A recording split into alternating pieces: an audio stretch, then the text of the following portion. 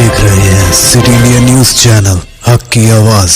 कड़ी धूप में बगैर खाए पिए पैदल अपने गांव की ओर चल रहे हैं। ये लोग देश भर से आ रहे हैं, कोई गुजरात से आ रहा है। कल मैंने एक वीडियो देखा, एक लड़का जम्मू कश्मीर से चलकर सहारनपुर तक गया और उसको आगे बिहार तक जाना था। इसी तरह से आप सब ने देखा कि कई बहनें गर्भवती हैं, गर्भवती होते हुए 6 घंटे 8 घंटे कड़ी धूप में चल रही हैं। कुछ लोग अपने बच्चों को गोद में लेके जा रहे हैं, कुछ टूटी हुई साइकिलों पर जा रहे हैं। एक और वीडियो मैंने देखा कि एक दादी दादा अपने पोती पोतों को उठाकर, इस तरह से दादाजी उनको उठाकर एक झूला सा बनाया था, उसमें उनको रख के उठाकर चल रहे थे। अब हम सबको अपनी जिम्मेदारी समझनी पड़ेगी। ये सिर्फ भारत के लोग नहीं हैं, ये भारत के वो लोग हैं जो भारत की रीढ़ की हड्डी हैं, जिन्होंने ये इमारतें बनाई जिनमें हम रह रहे हैं, जिनके खून और पसीनों से ये देश चलता है। हम सबकी जिम्मेदारी है इनके प्रति, मेरी है, आपकी है, सरकार की है, हर राजनीतिक दल की है। इसलिए मैं समझती हूँ कि ये राजनीति करने का समय नहीं है। बहुत ही स्पष्ट हूँ कि हर राजनीतिक दल अपने राजनीतिक परहेजों को दूर करते हुए सकारात्मक भाव से, सेवा भाव से लोगों की मदद में शामिल हों। तो उत्तर प्रदेश की जो कांग्रेस पार्टी है, इसी भावना को लेकर जैसे ही लॉकडाउन की अनाउंसमेंट हुई, उसके अगले दिन हमने हर ज़िले में वॉलंटियर ग्रुप बनाए, जिसको हमने कांग्रेस के सिपाही का नाम दिया। इन वॉलंटियर ग्रुप्स के ज़रिए हमने हेल्पलाइन जारी करी हर ज़िले में, और दिन रात हम खाना राशन बांटने का काम कर रहे हैं। इसके अलावा हमने सांझी रसोइयाँ खोली। उसके अलावा हमने हाईवे के टास्क फोर्स बनवाए, जो हाईवे पे जो चल रहे हैं उनकी मदद के लिए है। तो तमाम ऐसे कार्य हमारे बड़े से बड़े लीडर और हमारे ग्रामीण स्तर के कार्यकर्ता, हमारे ज़िला स्तर के कार्यकर्ता अपने ही साधनों से ये काम दिन रात कर रहे हैं। और इस काम के ज़रिए हमने अब तक 67 लाख लोगों की मदद की है। उसमें से 60 लाख के करीब उत्तर प्रदेश में ही हैं और 7 लाख लोग ऐसे हैं जो उत्तर प्रदेश के बाहर फंसे हुए थे, जिनको खाना राशन की ज़रूरत थी और जिनका वापस आने के लिए हम कोऑर्डिनेशन कर रहे हैं। हमारी एक सेंट्रल हेल्पलाइन भी है, उसके ज़रिए भी हम लगातार दिन रात कोऑर्डिनेशन करते हैं। तो हम मदद करना चाह रहे हैं। हमारी भावना शुरू से सकारात्मक रही है और सेवा का भाव हो रहा है। इसी भाव से हमने अपने सुझाव मुख्यमंत्री जी को दिए और सकारात्मक रूप से ही दिए कि देखिए, आपको ठीक लगे तो आप ये चीज़ें कर लीजिए। जहाँ जहाँ हमें लगा कि वो कुछ अच्छा कर रहे हैं, हमने उनकी तारीफ भी की, हमने उसका स्वागत किया, उन कदमों का स्वागत भी किया। कुछ समय से हम कह रहे थे कि यूपी रोडवेज की जो बसें हैं उनको प्रवासी भाई बहनों के लिए उपलब्ध करा दीजिए, ताकि उनको जो पैदल चल रहे हैं वो बसों में बैठकर बसों में बैठकर सुरक्षित तरह से अपने घर गांव पहुंच पाए। तो हम काफ़ी समय से ये सुझाव दे रहे थे, ये मांग कर रहे थे। जब एक दिन कई हादसे हुए, कई एक्सीडेंट हुए और हमने देखा कि यूपी की रोडवेज की जो बसें हैं वो अभी भी सक्रिय नहीं हुई हैं, तो हमने एक मुख्यमंत्री जी को एक चिट्ठी लिखी कि हम 1000 बस को उपलब्ध करेंगे।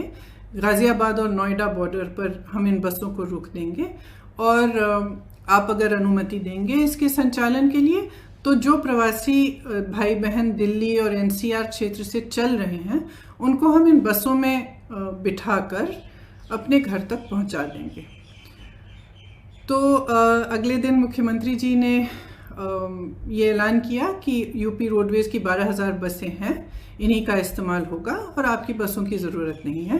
तो हमने 17 तारीख को सुबह 500 बसें गाज़ियाबाद में खड़ी की थी, हमने उनको वापस भेज दिया। अगले दिन उनसे एक और चिट्ठी मिली कि आप अपनी लिस्ट दे दीजिए और 1000 बस की आप लिस्ट दे दीजिए। उसमें चालक का नाम होना चाहिए, परिचालक का नाम होना चाहिए, फिटनेस सर्टिफिकेट वगैरह सब कुछ आदि होना चाहिए, ये हमारे पास पहुंचा दीजिए। तो हमने उनको धन्यवाद दिया कि आपने हमें अनुमति दी है बसों को चलाने के लिए, आपको हम लिस्ट उपलब्ध कर देंगे। तो 4-5 घंटों बाद हमने वह लिस्ट उपलब्ध कर दी। फिर 11:30 बजे रात को उनसे एक और चिट्ठी मिली कि आप अपनी 1000 बसें लखनऊ पहुंचा दीजिए कल सुबह 10 बजे। तो इसमें हमने कहा कि देखिए, हमारी बसें खाली दिल्ली से लखनऊ जाएंगी। इन बसों का मकसद ही ये था कि गाज़ियाबाद और नोएडा से, एनसीआर क्षेत्र से जो चल के जा रहे हैं उनको हम बिठाकर उत्तर प्रदेश के गांव और ज़िलों में ले जाएं। तो इन बसों का लखनऊ तक खाली चलना तो पूरे मकसद को ही ख़त्म कर देता है। तो हमने उनसे ये सुझाव दिया कि देखिए, हम गाज़ियाबाद नोएडा में इन बसों को तैयार रख लेंगे, आप परमिट दे दीजिएगा। फिर ये पूरा राजनीतिक सिलसिला शुरू हुआ कि आप हमें परमिट दे रहे हैं, लिस्ट दे रहे हैं, लिस्ट में कुछ गलत नाम है।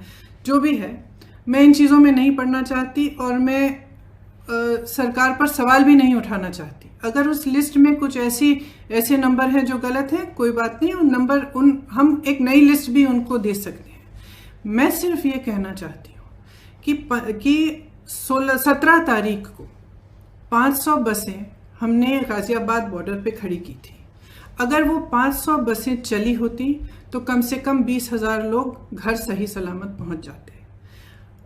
कल हमने 900 बसें, 500 बसें राजस्थान के बॉर्डर पर और राजस्थान यूपी के बॉर्डर पर, और 300 से अधिक बसें, जिसकी पूरी टोटल संख्या 900 के करीब थी, हमने गाज़ियाबाद बॉर्डर पे, दिल्ली बॉर्डर पे हमने उपलब्ध कराई।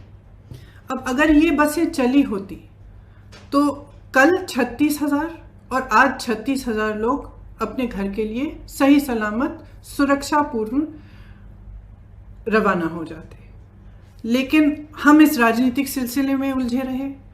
उन्होंने कहा कि लिस्ट गलत है, कुछ ये हो रहा है, वो हो रहा है, बसें हमारी पहुंच गई हैं। कल 4 बजे से हमारी बसें बॉर्डर पे खड़ी थी।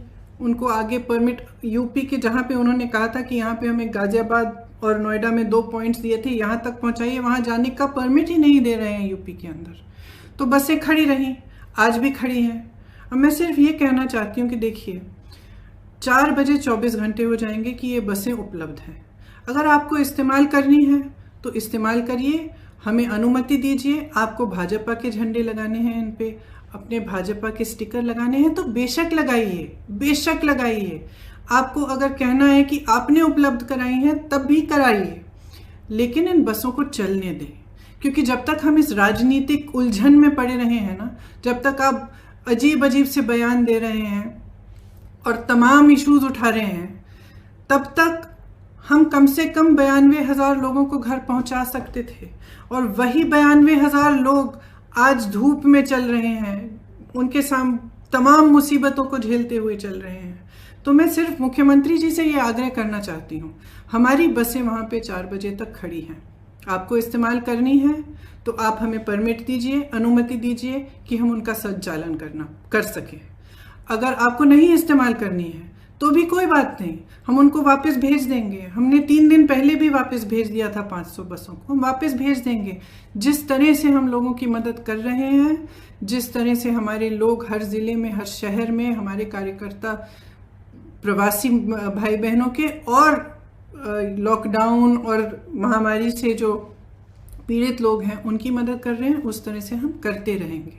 हमें कोई परवाह नहीं है कि आपकी बसें हैं या हमारी बसें, हम सिर्फ एक सेवा भाव से मदद करना चाह रहे थे। तो मैं कहना चाहती हूँ अपने ख़ास तौर से अपने प्रवासी भाई बहनों से जो इस संकट में हैं और जो पैदल चल के जा रहे हैं, कि कांग्रेस का एक एक कार्यकर्ता, एक एक नेता आपके साथ है। आप उत्तर प्रदेश के जिस ज़िले से, जिस शहर से गुजरेंगे, हमारे लोग आपको मिलेंगे, आपको खाना उपलब्ध करेंगे, आपके लिए पानी उपलब्ध करेंगे, आपकी कोई भी सुविधा की ज़रूरत हो वह उपलब्ध करेंगे। हमारी जो क्षमता है उससे हम पूरी तरह से आपको मदद करने की कोशिश करेंगे और हम आपके साथ इस संकट में खड़े हैं। धन्यवाद। नाजरीन, अब हमारे तमाम प्रोग्राम फेसबुक, इंस्टाग्राम और यूट्यूब पर भी मुशाहिदा कर सकते हैं। नाजरीन, अगर आप यूट्यूब पर हमारे वीडियोस देख रहे हैं तो यूट्यूब पर हमारे चैनल को सब्सक्राइब करें, लाइक और शेयर करें। तो नाजरीन, अब मुझे ज़किया सदक को इजाज़त दें और देखते रहिए आपका अपना पसंदीदा चैनल सिटी इंडिया न्यूज़, हक़ की आवाज़।